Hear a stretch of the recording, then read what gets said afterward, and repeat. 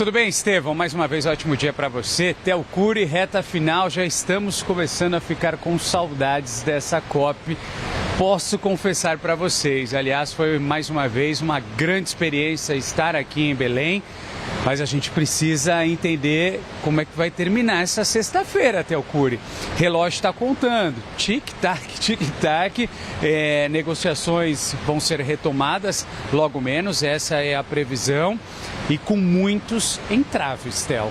Com muitos entraves, a grande expectativa é para a conclusão das negociações, primeiro para a retomada das negociações nessa sexta-feira, depois da suspensão ontem por causa do incêndio que aconteceu ali no pavilhão dos países. Retomada das negociações e com isso a expectativa de que haja um avanço para a conclusão e a elaboração de um texto consensual que será divulgado ao final da Conferência sobre Mudança Climática das Nações Unidas, com entraves que são os mesmos dos últimos dias.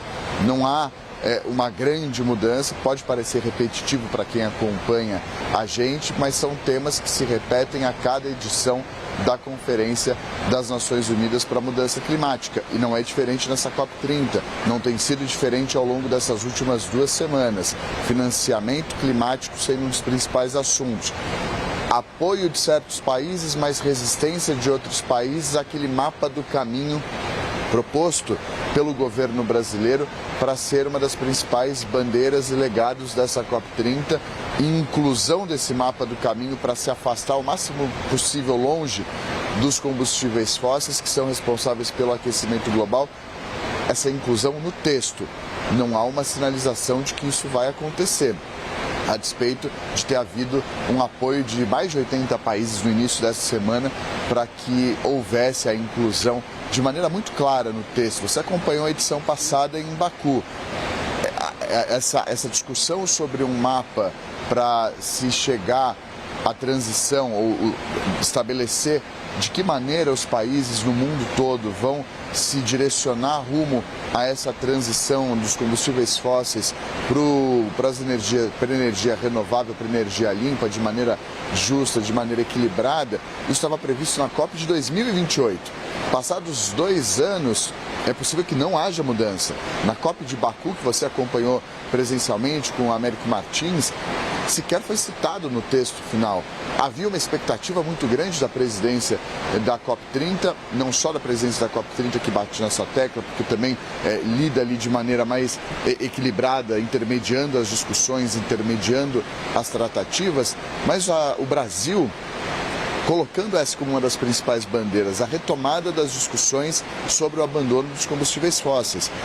A perspectiva não é positiva como pareceu ser lá atrás. Há muitas resistências de países, petroestados, como são chamados, países que são produtores de petróleo e que não abrem mão de continuar com essa fonte de energia. Houve esse apoio no início da semana, 80 países, mas há reticências com relação a esse apoio. A gente está falando de Alemanha, a gente está falando de Reino Unido, a gente está falando do Quênia, que apoiaram. Resta saber se estará presente no texto ou não.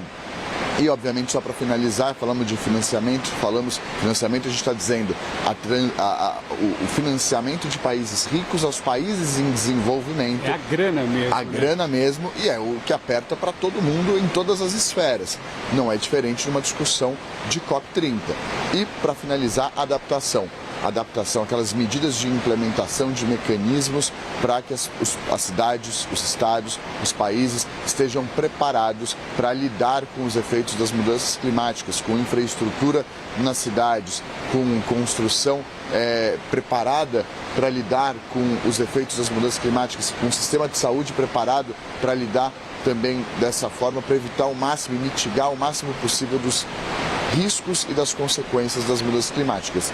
A adaptação tem uma treta grande porque está associada também ao financiamento. Os países, por exemplo, do grupo africano falam: olha, a gente precisa primeiro de tempo para a gente conseguir se adaptar e implementar todas essas medidas. Segundo, a gente precisa de dinheiro. Sem dinheiro, a gente não vai conseguir pôr em prática. E aí isso aperta do calo de quem tem o dinheiro, que não quer mais financiar os países em desenvolvimento. E lembrando, né, que quando os Estados Unidos deixou de participar das conferências do clima, a responsabilidade do dinheiro recaiu muito sobre países ricos, sobretudo do grupo europeu, da União Europeia. E aí entra nessa questão que o Theo Cury estava nos explicando. Qual que é a contrapartida dos países em desenvolvimento com relação ao dinheiro que será aportado por países mais ricos? Eles querem essa resposta, eles querem mais transparência, eles querem mais informações com relação para onde esse dinheiro que será investido estará sendo utilizado. Vocês estão entendendo a dificuldade que a gente está trazendo para vocês numa reta final da COP30. A gente tem o último dia, estamos no último dia e com vários pontos ainda a serem discutidos e muitas situações ainda delicadas, sensíveis e que parece estar, pelo menos por enquanto, ainda sem um rumo certo. Theo Cury, a gente ouviu ontem o presidente da COP30, o embaixador André Correia do Lago, mostrando um otimismo, né, mas ainda muito com os pés no chão. Ele pediu empenho, ele falou na palavra mutirão, ou seja, as delegações agora, nessa reta final, nesta sexta-feira, vão ter que chegar num acordo. O que seria esse mutirão? Esse mutirão é uma palavra que tem sido repetida, uma expressão repetida diversas vezes durante a conferência aqui em Belém nas últimas 2 semanas. Agora é uma força-tarefa para que se chegue a um consenso, equilíbrio entre as partes, para que haja um entendimento, que algumas possam ceder para que se avance com alguns desses assuntos, correndo o risco de não haver uma decisão contundente, correndo o risco de você ter no texto final da COP30 promessas. E aí entra naquela crítica que é feita à conferência por quem acompanha historicamente, todos os anos, ambientalistas, especialistas, observadores, participantes de organizações. Uma reunião para marcar uma reunião. Não está descartada essa possibilidade, a depender dos impasses, se eles permanecerem um texto muito menos duro, muito menos...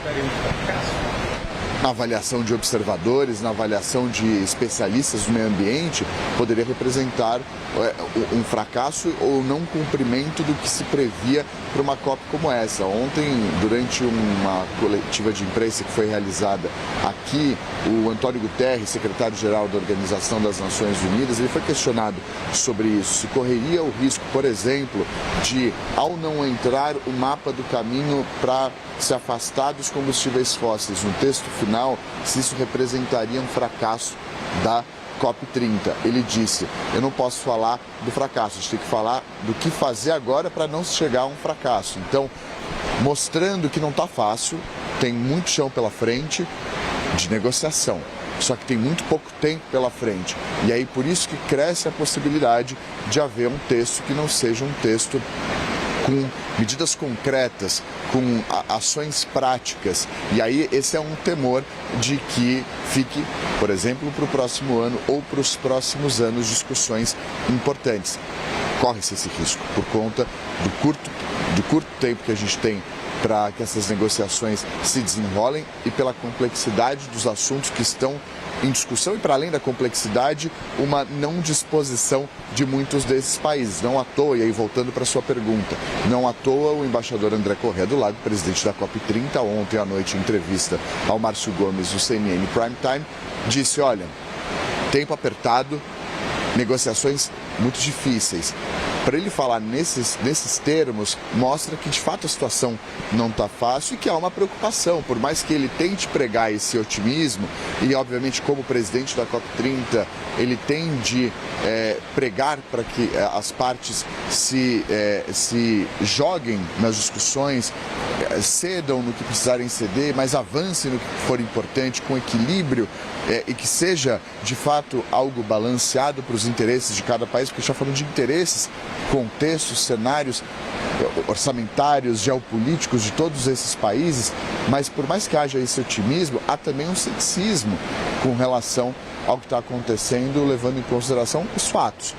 A gente está no último dia, os temas são muito complexos e não parece haver uma disposição tão grande de se avançar com relação a determinados assuntos. E vamos só lembrar, né, Theo, o pessoal que está com a gente no Novo Dia, que ainda esta semana o presidente Lula voltou para Belém justamente para tentar de alguma forma pressionar, articular, negociar, usar toda a diplomacia que é conhecida pelo governo brasileiro, justamente para acelerar esses processos que o Theo Cury está nos trazendo.